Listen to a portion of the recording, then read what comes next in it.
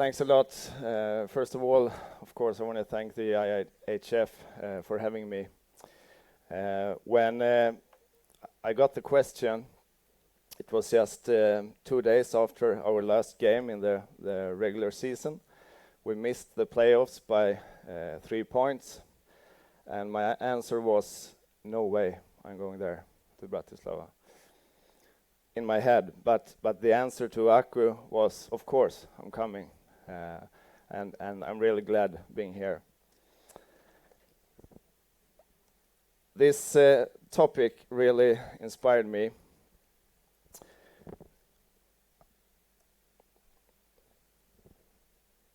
And the first answer I got from this question was, the players do. Let's have that as a blink for the 45 minutes coming up here. That's not the whole answer, but it's a part of it. Really short, 11 years at the Swedish Ice Hockey Association, working with player development, and was manager of player development for some years, which means I was pleased to work close to all the national team coaches, and up from the at first Per Mårts and then Rickard Grönborg, and down to under 16, which I coached, and then under 17 as well. And then I took the challenge. I took the step to coach Södertälje, the men's team, a club with big history and big expectations, and we are on our way up to the SHL, but listening to everybody around, it should have been done yesterday.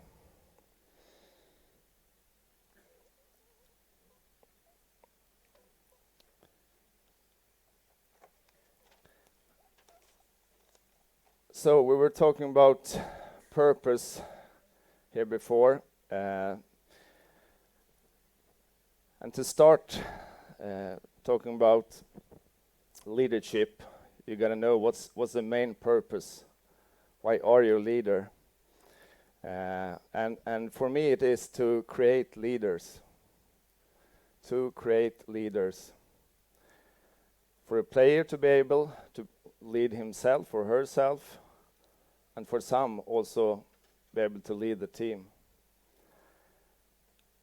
And the goal is autonomy, and the key is participation. And we're working with these words: leadership, playership, and ownership. And they all three connect real close to each other. And the goal also is a high-performance system. I get really inspired of those clubs where you have long-term goals. You're working with patience. You're working with development. At the same time, you know you have to win the game tomorrow and the game after that. So to do both those things, I think that's the big goal.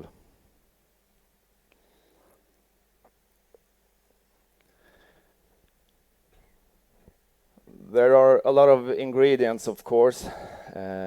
Your own drive is one of them. And I'm not talking about the car here, I'm talking about the inner drive, of course. And a motor inside that don't stop just because of a bumpy road could be an explanation for it. It's also about good habits, good character, grit, the wonderful word grit, and the problem-solving capacity. And the willingness to compete against yourself and against others. Thinking about it, it's a lot about competing against yourself as well.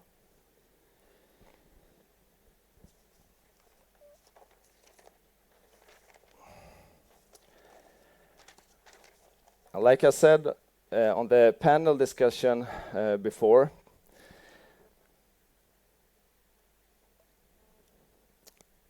I see it as a really important thing is a distinct picture frame for the players. A frame, it's about on the ice and it's off the ice. About game philosophy, or you can say playbook, and about behavior in the group. Because for the players to be able to have the creativity, play on their instincts, and so on, they have to have that frame around them.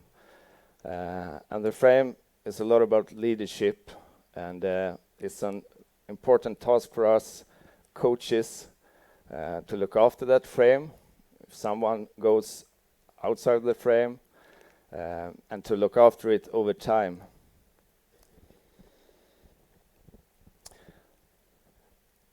And inside the frame, the players can paint the most wonderful paintings. Someone used the big brush, and someone the small. But they can paint with all the colors.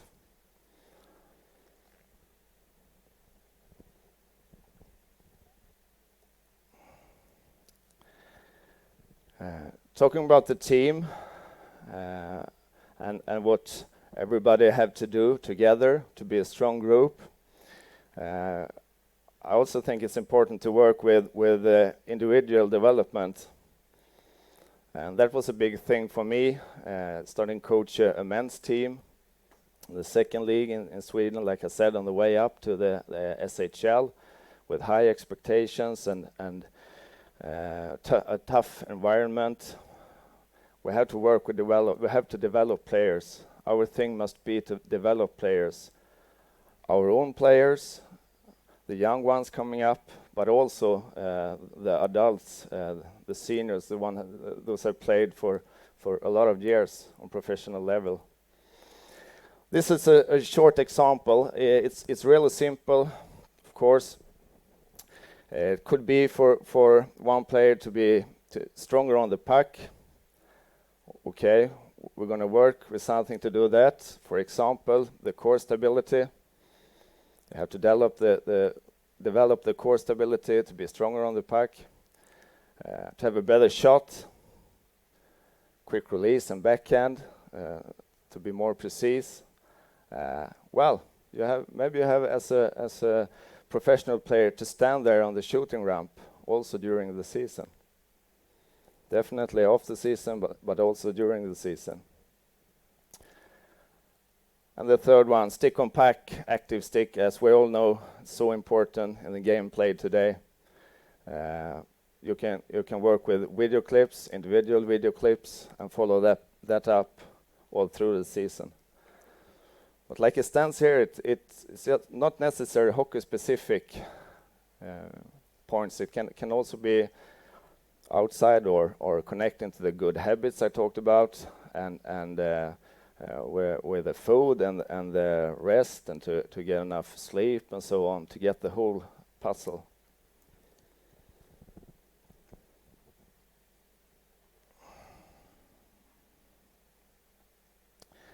And this does also, I think it's important for the players to feel that I'm an important piece of this big puzzle here, and they really want to develop me here. They don't just want to use me, so to say, for some games. They want to develop me here for the next step.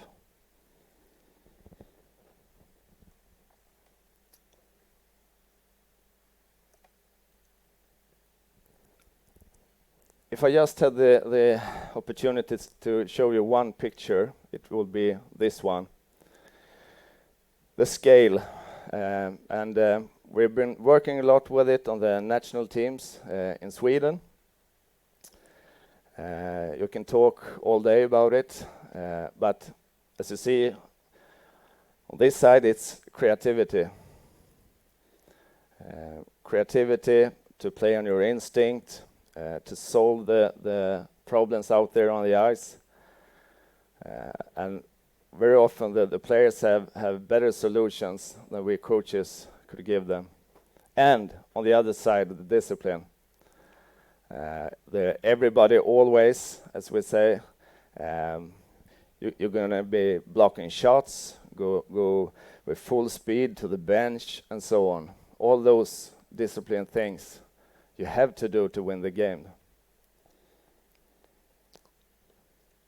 But the scale and the balance in the scale, that's the thing.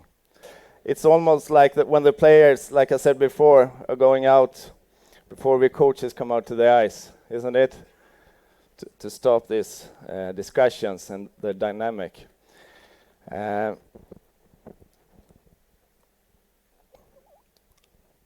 Okay, I heard talks about outside the box, and we talked about the basics, the everyday things. I have definitely been on the other side of this with the discipline, with the good habits, and you have to do the puzzle all the way around and so on. And when I had a short, as I think, short theory speech for the under 16 team, and I remember a guy born 97, Rasmus Asplund, now playing in the Buffalo Sabres organization. I could see Rasmus after 5 or 6 minutes. Oh, he wasn't there, almost falling asleep. So of course I gave him the question, and he had no idea what I had talked about. But okay, good habits, he said. Yeah, that's right, good habits. That's the right answer. I've talked a lot about it. So if you can win 1 or 2 games just with the discipline, also, but not a lot of them, and that's not the way to develop players. Definitely not. You have to have the balance all the time, and outside the box is still inside the frame. I showed you a couple of minutes before.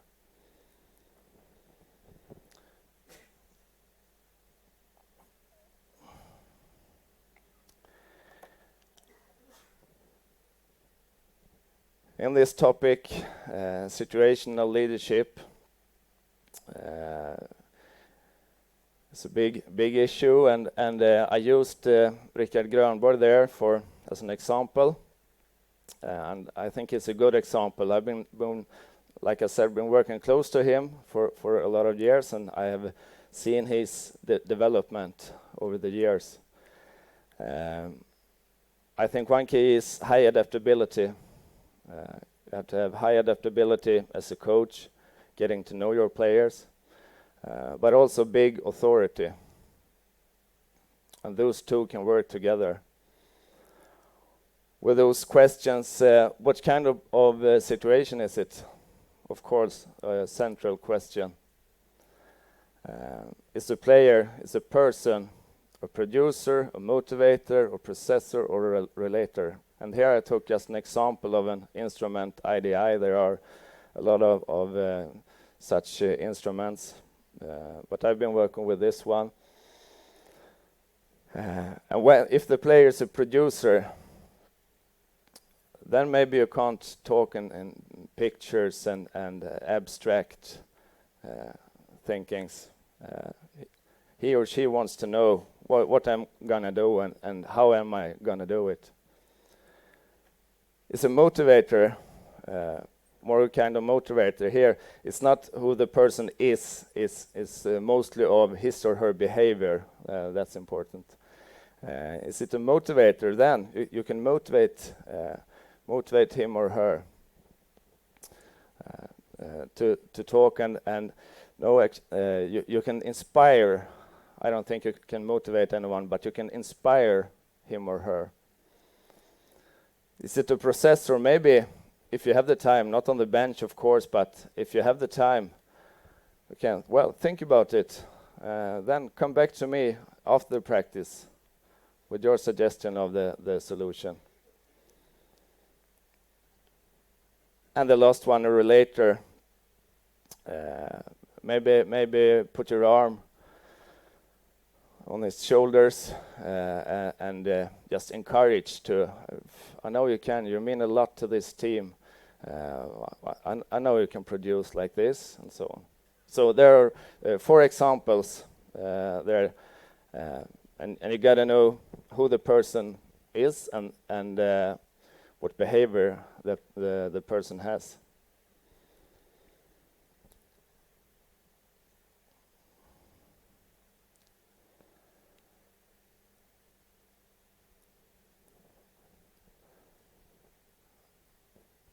In which phase are you as a group? Of course, that's important, and sometimes at the beginning you are in the instruction phase. You have to have a lot of instruction. You have to give them a lot of tools. You have to give them a lot of examples. But then going to the tutorial, they're going to feel you're close there in the leadership. You're standing definitely behind them, and you're close there, but you don't give all the answers. And then the delegation phase, where you want to end up, where you can delegate, where you can trust, where you have that ownership I mentioned.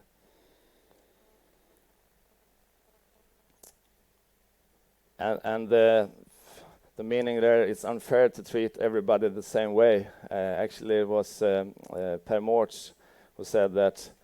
I think that's good, and it says a lot, talking about getting to know the players and their needs, their different needs.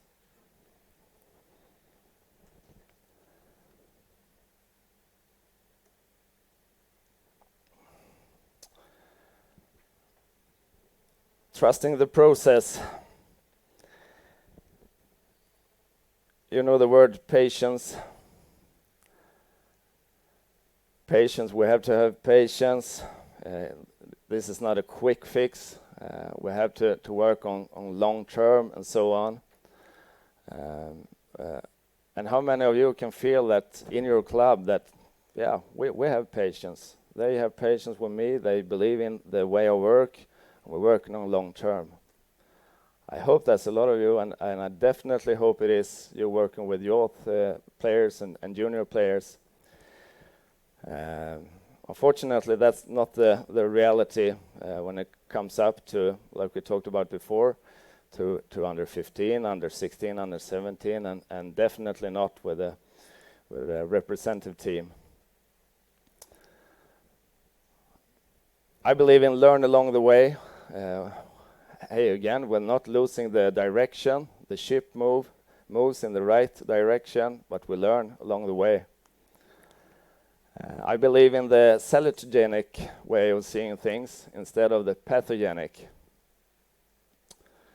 And the pathogenic is much easier.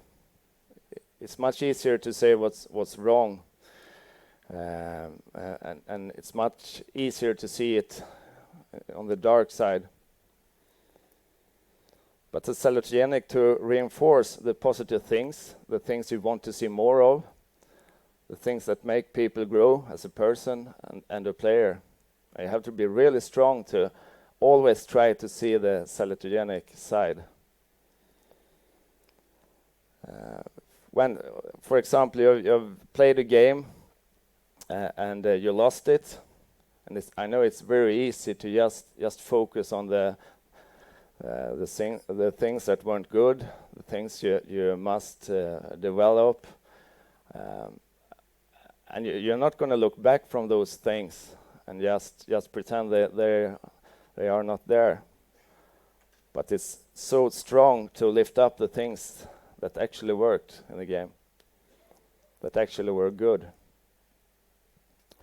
And the good things, if you reinforce them, actually they can take some of the bad behaviors away automatically.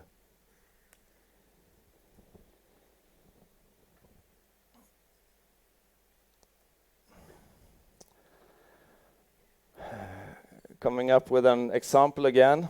I know it's a lot about delivery. Back to we know the reality.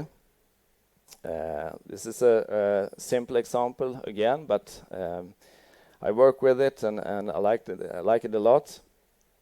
Every player evaluates their own effort or achievement after each game, and we coaches do the same. And me as a head coach, I have the last call from the coaches. It's from 1 to 10. Their 5 is, it's okay. It's everybody always, like I talked about. And even if you have a really bad day, you can put in a 5 to the team. But if it's big differences between what the player's number and your number as a coach, I wrote that we have to talk. Well, of course, we have to talk a lot, and we do. But we definitely have to talk to compare our views of the expectations of the player, the role of the player. And if it can be big differences. One of the player has an 8 and we have a 4, or the other way around, which is more frequent, where the player has very heavy shoulders and not working good with his own expectations.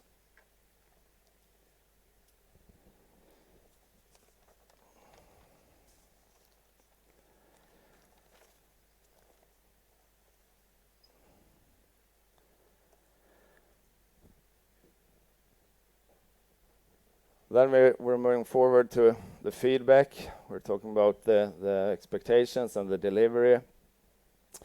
And the feedback is on the left side there. We always talk about two-way street. Sometimes when a player comes to a club and says, I didn't get any feedback from the club I was in, from the coach. Okay, what do you ask them then? What's the natural question to ask them? What did you do yourself to get the feedback? Talking about ownership, playership, leadership here. What did you do to get the feedback? It's always a two-way street. In the best of worlds, it will be like on the left side here, with that's calm, a little bit of grass outside the road there, and it's really calm, just sitting down, you and me. In the reality, it's more like on the right side, with everything to do, and also I think this is why you need big coaching staffs around the teams, to get enough feedback and to see every player.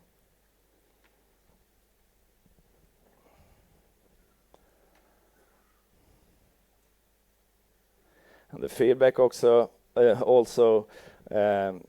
connects to the salutogenic way of seeing it, not just the positive things, but mostly the positive things.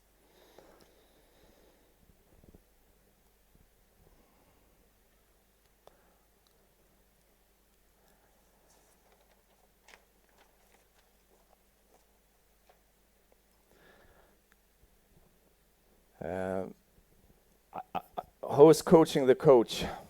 That's a big question, I think. I talked about the coaching staffs are getting bigger. We're working with the young persons coming up today. Their question is, what's in it for me? And why? Why are we doing this? And what if, like we heard? And as a coach, you take a lot of decisions. If I'm going to describe my job in short terms as a head coach, is I'm taking a lot of decisions all day long. I'm working with a psychological coach, and we've been working with, among other things, this as very central, the towards behavior. And as you can see in the middle, me noticing the differences. We are on the way with the ship towards the goal. I have my way of leading the team, coaching the team. I got to notice the differences here. On the away side, what do you do to avoid the unwanted thoughts or emotions? And what shows up and gets in the way?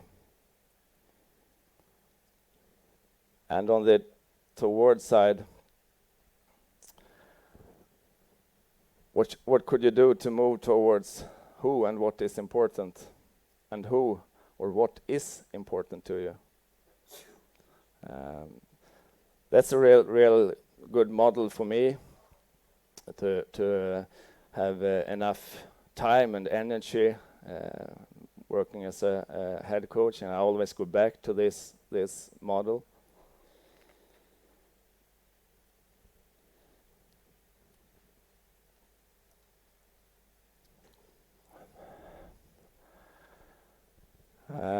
I also want to show the maybe some call it the circle of life, the circle of concern. I don't know how often I've painted up these circles for the players and tried to explain the circle of influence. What can you do? Can you do to improve this? What can you influence on? And outside the circle of concerns and all, from expectations around, from teammates not doing what I want him to do, and so on, everything around, and just try to get back to the circle of influence. And as you know, you recognize it from Stephen Covey, the 7 habits of highly effective people. But I think it's quite simple for the players to understand it. You have to work with it over a long time, but it comes back to the circle of influence.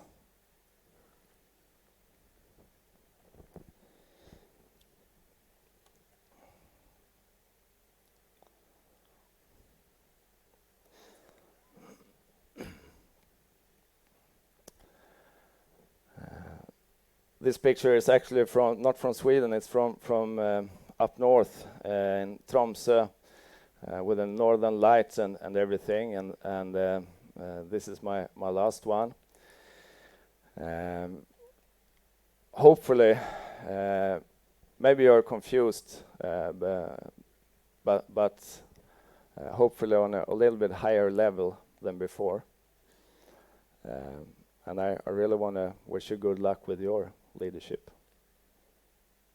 Thank you.